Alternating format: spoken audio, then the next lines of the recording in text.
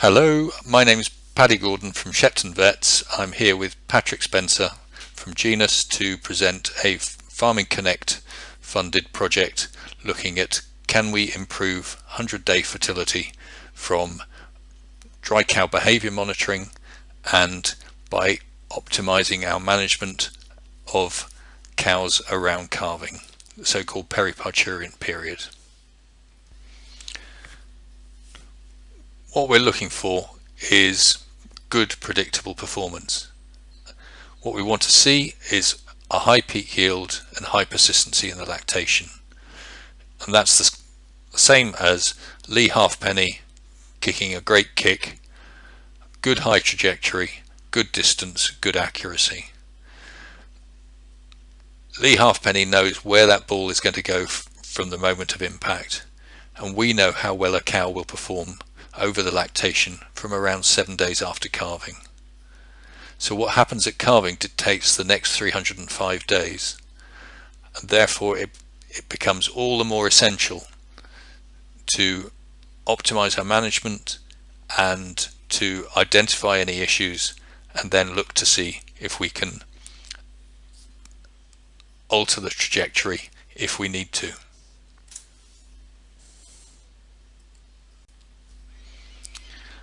Like Lee Halfpenny, we've got to see our cows as performance athletes. No lameness, and to achieve that we need to footbath our dry cows to avoid flare-up of digital dermatitis, and we need to trim our cows before drying off to make sure that we've got good foot shape and good weight bearing. We need to cull diseased cows such as yonis, and we need to make sure that cows are dry for the right period of time. Too short and there's not enough time to recover and repair. Too long and we've switched off athletic function and performance, and our cows will struggle to resume high performance. We need to recognize within our farm that we're always going to have a few cows that don't quite make the grade, sick, the old, the fat, those carrying twins, and perhaps Keckstone is an appropriate intervention, one to discuss with your vet. We need to manage our cows well to prepare for the lactation ahead. So it's about the build up as well as the moment of impact or moment of calving. And to do that we need good feed space, around 100 centimeters per cow. We need a well balanced diet, and that means one with high fiber and low energy, so that we get good room and fill, but the cow has to work hard for her energy requirements, and we need a ration that's balanced for minerals to reduce the risk of milk fever. And for our cows to eat the optimum amount and to fill that rumen, we need to avoid any palatability issues, avoid any spoilage, and we need stable social groups with avoidance of diet changes, and that way we can achieve that consistent dry matter intake. Those are the principles, and what this study involved was looking at one farm, Hardwick Farm near Abergavenny. That's farmed by David Jones and his family. It's 189 cow dairy with Holstein cows and 3 Lely robots. The herd produces an impressive 11,000 litres of milk per cow per year on a Muller Tesco contract, all year round calving, and has good fertility with a calving interval of 389 days. Largely this project would be relevant to herds that are producing more than 9,000 litres of milk. It's not necessarily just robot farms, and less relevant for extensive farm, 6,000 to 7,000 litre farm. So this project took place at Hardwick Farm in 2019 and starting in January 19, and observations were that the cows were slightly below target body condition, and that was a result of a dry summer in 2018 when the farm was short on forage and heat stress had added to that with probably low intakes during that time. With planned expansion, the cow numbers had built before the robots were fully installed, and so the stocking density had increased at times. And then lastly, perhaps some cows were kept on an extra lactation to fill those spaces in the new robot, and so we had a few more problem cows than normal. Observations on looking around the farm was that dry period length was too long for some cows, and my concern there is that those cows have been resting for too long, and it can be difficult to switch them back on to high metabolic function and high performance. That the straw chop length was long, and that risked sorting, so you find that some cows will take the quality forage and other lower pecking order animals are left with the residual straw. Animals were grouped in such a way that there was some restriction in space at key times, like immediately before calving, and by regrouping cows we were able to ensure that all cows had optimum amount of feed space. And then lastly, some spoilage around the feed face could have also impacted on intakes. The consequences of those challenges and observations was that the farm had a ketosis rate of 28%, and that compares to UK farms which typically run at 25 to 30%, and disease rate in fresh calf cows was the same at 28%. That was typically milk fever, retained cleansings, botrytis, mastitis, and again, when we compare that to other farms, we find an incidence of anything between 20 and 50% on most farms.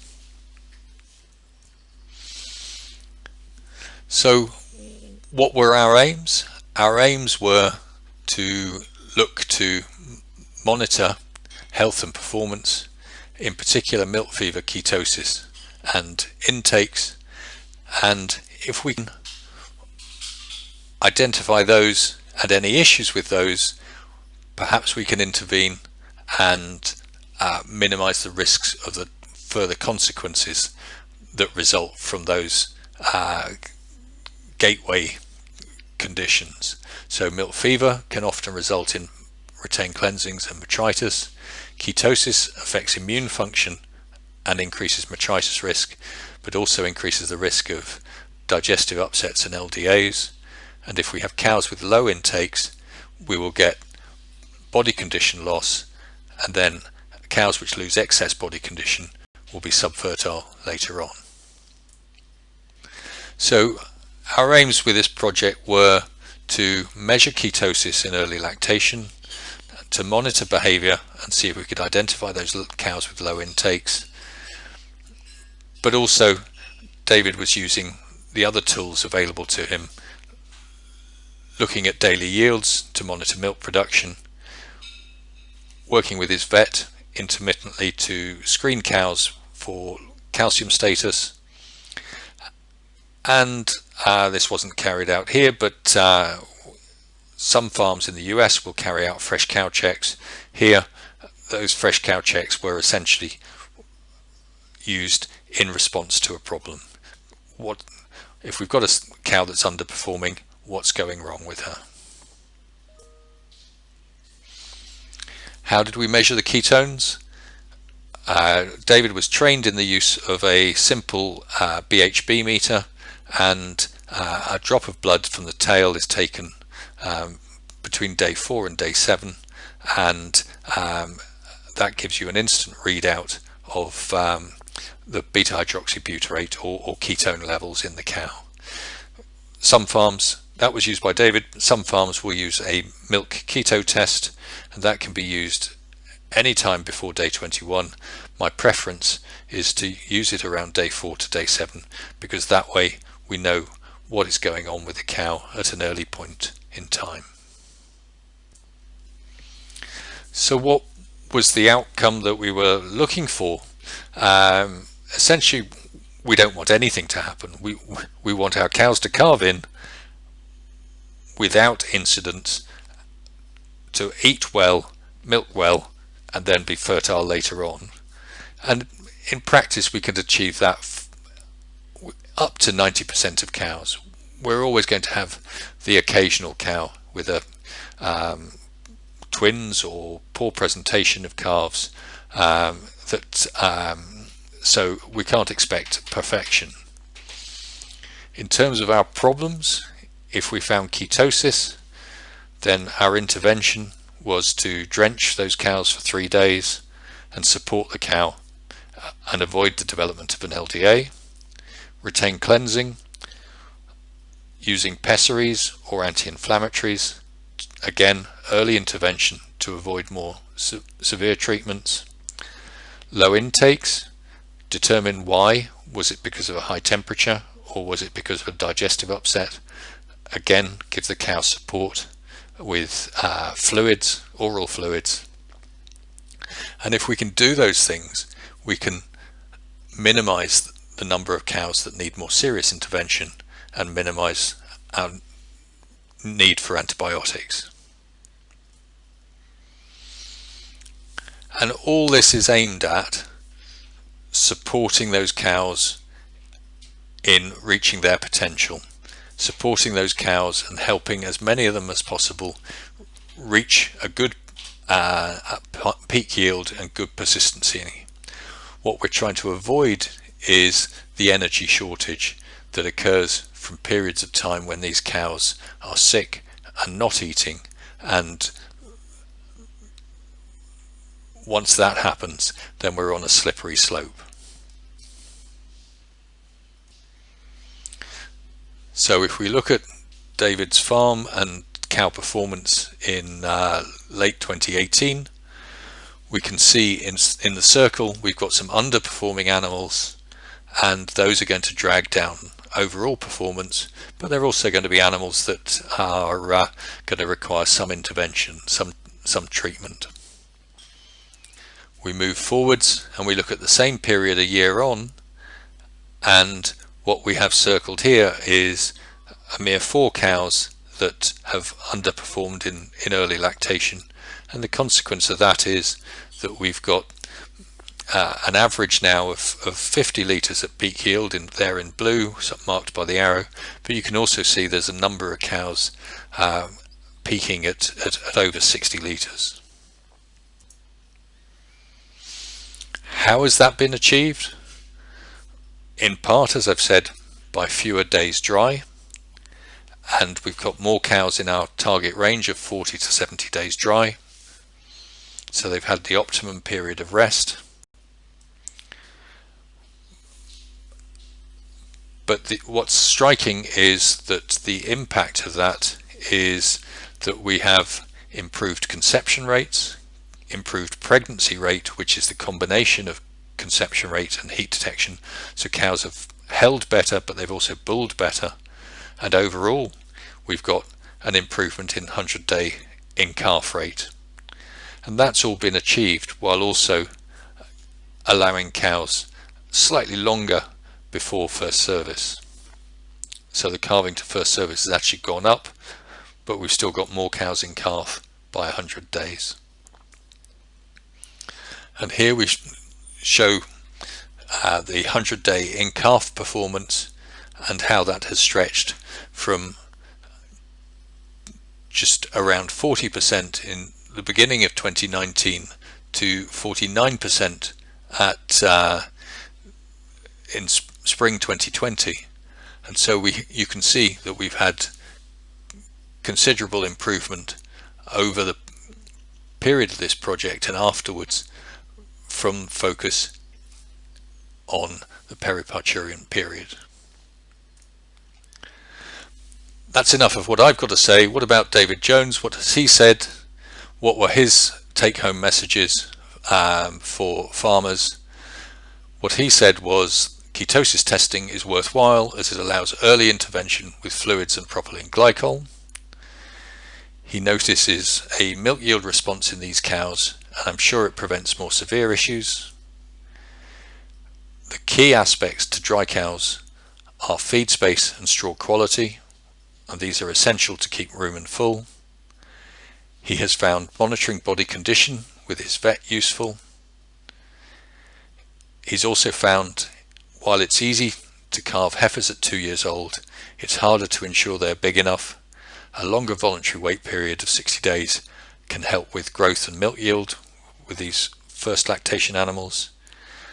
And overall, it's a case of identifying the 1% with gains to be had from focusing on this key period.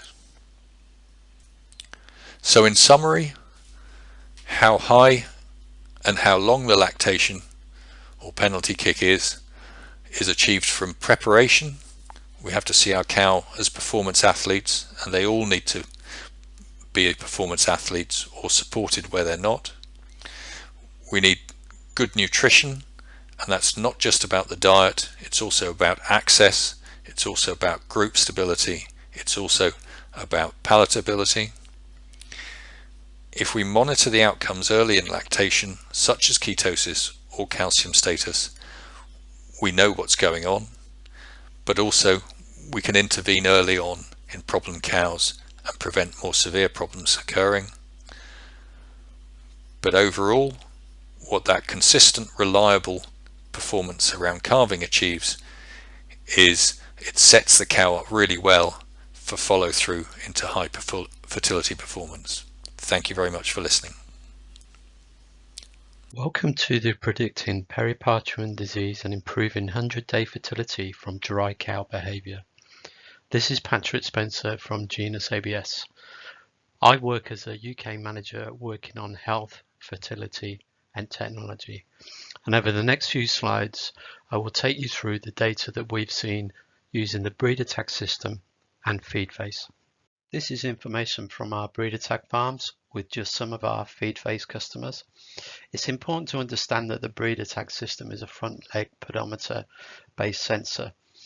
This is very accurate in terms of line time and swaps, and it's key to understand how the system works, how a cow behaves, how a cow wants to behave given the opportunity, if the management environment is right. Ideally, our cows should be lying for 50% of the time, depending on what period she is, lactation or dry cows.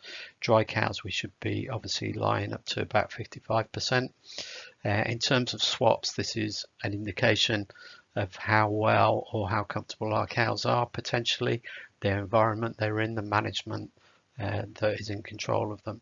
So there's a lot of information on here, but in addition, there's feed face technology, and this will give us actual times at the feed face and how many visits. It's important if we want to improve our management of our cows, we need to know exactly what those cows are doing 24/7. So all this information is collected every few minutes from the sensor, and then it's downloaded into the breeder tag system. On the bottom you can see we have Farm J, which is Dave Jones Hardwick Farm, and we've got our two groups, our lactation group and our dry cow group. Just showing graphically for the lactation group the averages that we saw on the previous slide. So averages are great, gives us the herd average, but we need to look at individuals, which we will do later. So our average intake duration, average feed visits, average line duration, and average line counter swaps. So swaps is an animal that swaps from line to standing or standing to line, which is quite important in terms of disease and identifying disease. Then if we look on the right hand side, we have our icons, and changes in behavior will alert the farm of something different has happened with that individual animal. So you can see the third icon down has a number 2, so that means there's 2 animals to serve today, so they're ready for service. This next icon down is a potential insemination, but it could be that she's a do not breed or a pre-voluntary waiting period. Then we've got an increase in activity icon, and then a potential cystic icon, a cow in there, and then in RP, so that are cows that are pregnant, but they potentially have an abortion or a suspected abortion, or they're a health and welfare event. The next icon down is health and welfare. So those are cows that are not pregnant, but potentially a change in behavior may indicate mastitis, metritis, lameness, or a metabolic disease. Then we have down cow, calving alert, and there's two icons just missing off the bottom, which we will talk about individual cows later, and that's lying exceptions and intake exceptions.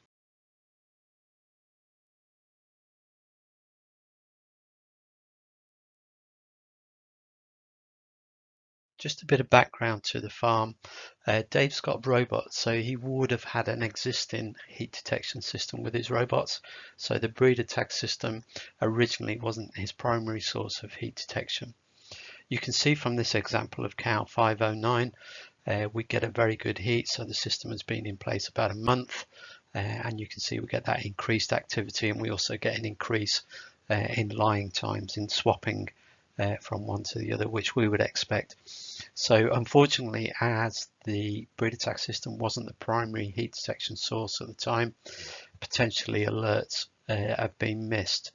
And again, if you look at cow 327, you can see at the beginning there is an insemination but no activity at all on the breeder tag, and then you can see we get good activity where the red dot is, and we also see a normal behavior of decreased lying times. And then if we look at cow 243 and look at when those actual inseminations took place, so you can see the yellow triangle at the top of the bar indicates a heat, and then the blue triangles again are when a cow is served. So you can see the dotted lines, the vertical dotted lines are when the cow on the breeder tag system is actually in heat, duration. So and it completely is for cow 102. The green triangle in the middle of each graph indicates calving. So to the left of that graph is our dry cow information, and to the right is obviously our fresh cow information. You can see, looking at a dry cow period, each column is based over 24 hours in terms of how many hours has her duration been over that time. It's a bit inconsistent. Ideally, we want to aim for 5 hours per 24 hours in terms of feeding duration. She does it sometimes but doesn't do it others, so as I say, inconsistent. You can see when she calves down, her duration goes down, probably because she's busy doing something else, and her intake visits go up because she is in that period of being restless. So she is visiting the feed phase. And then if you look at the bottom right, you can see in terms of swaps or lying counter, so that's from lying to standing or standing to lying, yeah, she's very restless, she's up and down. What's also interesting about this cow, so top right graph, which is our pink, is our standing, and our green is our lying times. Now ideally, again, this cow as a dry cow should be somewhere in the region of 13 to 14 hours lying time every 24 hours, and she's averaging 10, which would indicate there is an underlying issue. And this is borne by the fact post calving you can see that her swaps are very high. She is gradually getting back to normal, but if you combine that with the feed intake duration post calving, and I've highlighted just a red dot in terms of where she was on that particular day, she was only spending 1 hour 37 minutes at the feed phase for feed duration over that 24-hour period. So she does try to climb out and increase her duration, which ideally should be 20 to 25 minutes per day. She starts off okay but goes backwards, and I think it's that inconsistency as a dry cow which would indicate there is an underlying health issue with this particular cow. Another example of feed phase duration, so similar graphs, but looking at cow 237. So you can see again where I've just taken a sample. So this was on the 28th. She was only doing 1 hour 51 minutes feed duration over 24 hours, so pretty low, but quite unusual for this cow, or this example. She actually increases in intake as time goes on. Normally we would expect a week before calving for intake duration to go down, but you can see if we're using 5 hours as our target, she's very much below that. She does get to it, but just prior to calving. And also, again, our lying time is a little bit better than our previous animal that we're looking at, but it's still around about 11 hours. It does fluctuate, does go up to 12, but it's around about 11. And then again, looking at our lying counter, you can see, yeah, when she's calving, that restlessness. It's interesting if we're thinking about setting up for lactation and also setting up for conception. We know that the eggs and the quality of those eggs are influenced by nutrition 60-90 days before insemination or before a cow is in estrus. So you can see from this that this graph, she's been inconsistent. Probably the quality of that egg 60-90 days post calving is not going to be great because of that dry cow intake. And this is borne out by the data that she's had multiple inseminations. So she had 3 inseminations before she got back in calf. So intakes post calving were struggling, probably about 2 hours, but again you can see she's falling. And again, if we had a fall in intakes, this would come up on the alerts in the intake exceptions to say, have a look at this cow. Do you need to do something with this cow? It may be just encourage her to get to the feed face, or she may require more attention, but useful information. A good example of a good cow, so I've just narrowed it down for 2 graphs just to enlarge the intake duration. So you can see as a dry cow, she's very consistent. She's hitting our target of 5 hours, and you can see she just starts to fall just prior to calving. We see a calve, we see the intakes go down, but what we see straight away is day 2 after calving, she's back up, and she's getting that intake duration increase. She does hold it slightly, but she does increase, and then on the 17th, so 5 days later, she's back to where the rest of the herd are. So she's done really well. That's consistency through the dry period, which has brought us consistency into lactation as a fresh cow. It's quite important that if we think about in terms of estrus events, dry matter intake, feeding duration, energy will increase or will give us an estrus event. So if we get a positive energy balance, which we will have with this cow, so quite soon she's picked up to be with the rest of the herd, she'll be back in lactation, she'll be producing a lot of milk, she will be fertile, and as you can see, she has a reference heat, and then she has an insemination, halts first time. And that's the type of cow we want to see, and that's the type of, if I'm looking at duration, what I'm looking for on an individual basis. So this is a really good example of a really good cow, and you can see how well she's come through, and that dry cow will influence what happens as a fresh cow in terms of that diet and nutrition. Also interesting to note, if we think about point of calving, the immune system is basically on the floor. We see it declining as she calves, but we also want to see it pick up as quickly as possible. And again, it will be duration, dry matter intake, energy will influence how quickly we get back to a normal immune system, or how quickly the animal gets back to a good immune system. So you can see within 5 days she's going to give us an estrus, and she's also going to be able to fight off potential disease. Coming back to our herd analysis, so this is group 5, which is the dry cows. You can see on a 24-hour basis, this is on an hourly time scale now, the detail that it gives us. So we can see when the feed duration is, we can see the patterns on a day-by-day basis. This is just taken at random, so 7 days, but we can look at any period of time and analyze that data. Bottom left is looking at our visits, and I use every point as an increase. So when are those cows going to visit? Top right in the green is our lion. So when do cows take their rest? As you can see, the majority is late night, the most restful period, and then our line counter, again, how that changes on a daily basis. So it gives us a lot of data, a lot of information that we can utilize and try and aim for that consistency. We know things happen. Unfortunately, things break down. The weather changes, silage changes, dry matter changes, but looking to maintain that consistency as much as we can.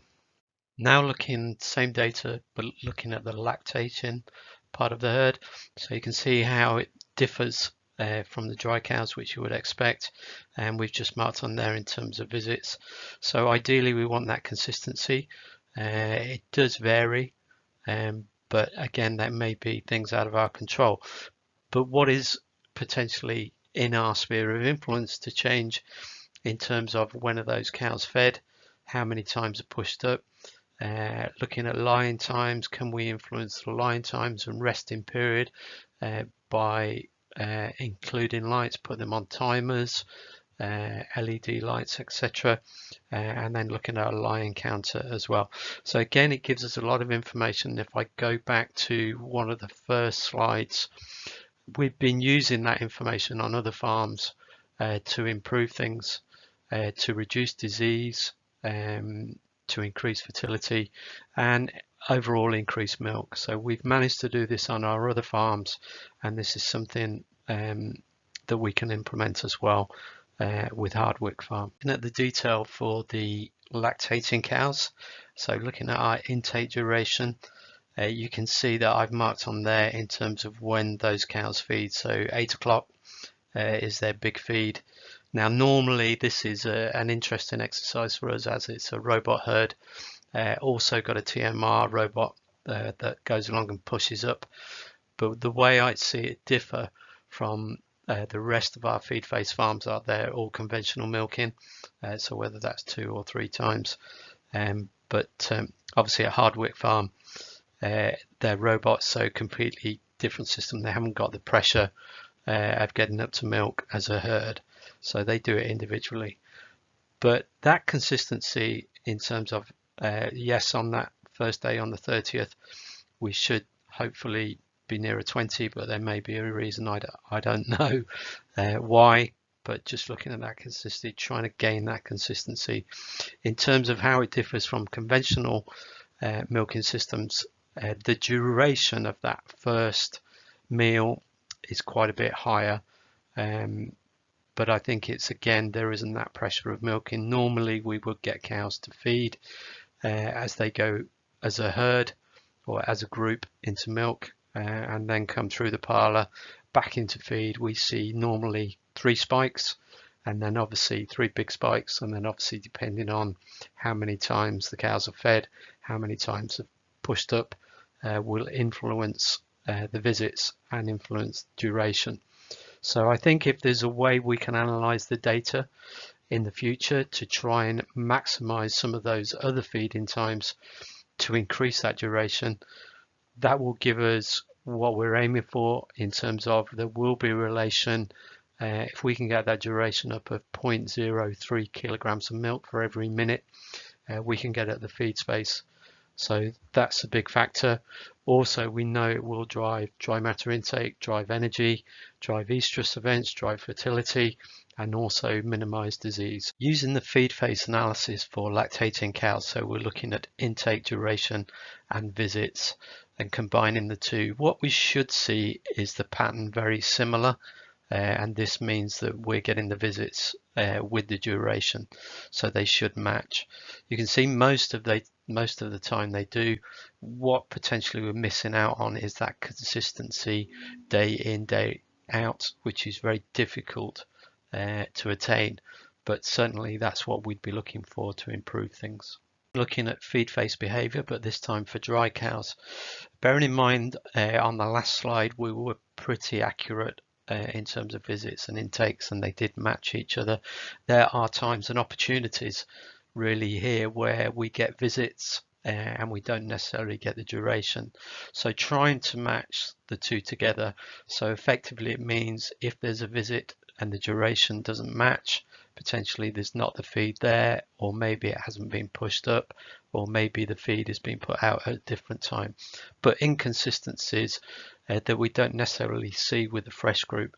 So certainly one of the things to look at is how can we improve that dry cow presentation of feed to get the intakes, the visits and the duration to match each other. Just to summarize the last few slides, I think from what you've seen, we get very accurate data for activity, whether that's low or high, which means that our sensitivity, our true positives, are good, so we're correctly identifying cows in estrus, and our specificity, our true negatives, is also correctly identified of cows not in heat. So our line percentage as an indicator of changes in behavior is very useful, because the slightest change and the understanding of how a cow behaves, that she wants to lie down for 12 hours a day, she will actually give up feeding to lie down if she's allowed to by the environment for 12 hours a day. And as an indicator of changes in behavior, the line percentage gives us a lot of data, very accurate again, but also combined with the swaps, we get very good information in terms of reacting to problems, in terms of whether that's lameness, mastitis, metritis, metabolic disease. We will see it very quickly, which allows us to action and potentially increase the cure rates for those particular cows with those particular problems. Also, we've got to understand that 75% of disease is in the first 30 days in milk. So if we can potentially use that dry cow behavior as an indication of potential problems as a fresh cow, you've seen examples of particular cows, what they've done as a dry cow and what they've done as a fresh cow. So very important information. I see the work ongoing. I think with the dry cows, it needs more work. It needs more investigation. The number of feed visits is quite low compared to the rest of the farms, but is that in part because it is a robotic farm in terms of robotic milkers, and also the increase or above our average farm for feed phase in terms of number of swaps, so cows getting up and lying down, standing, vice versa, is quite high. So I think there's potential, there's a lot more potential to look at that dry cow behavior and improve things even further. So I'll let Paddy talk to you about conception rates, 100-day in calf rate, and some of the fertility that he can point out. So thank you for listening. Hope you enjoy it. Cheers, Patrick.